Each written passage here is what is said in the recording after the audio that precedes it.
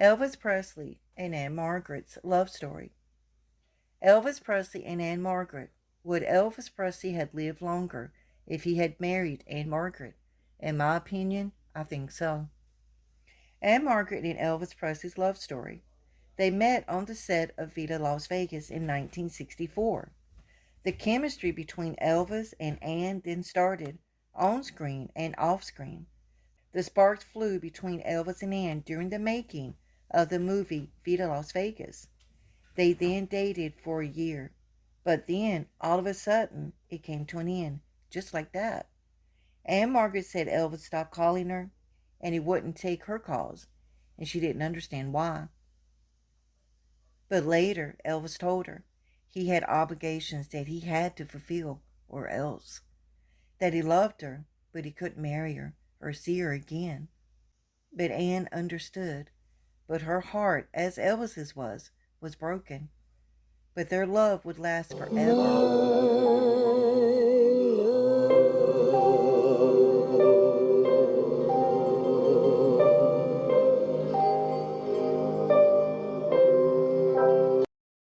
Elvis Presley and Ann-Margret truly were in love.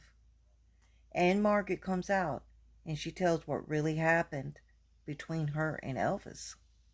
Let's take a listen.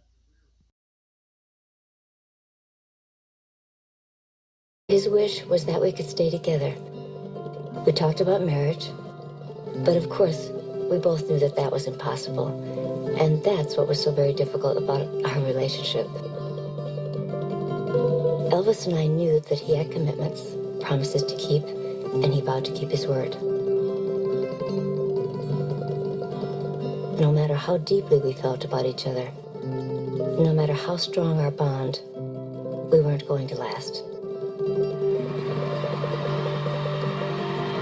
Somehow, Elvis has been distorted into the sort of figure that he feared, more myth than man.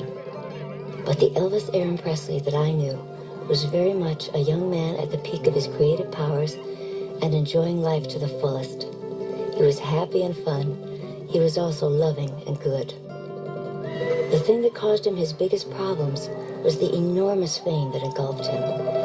Because at heart, Elvis was no saint or king, but rather a kid.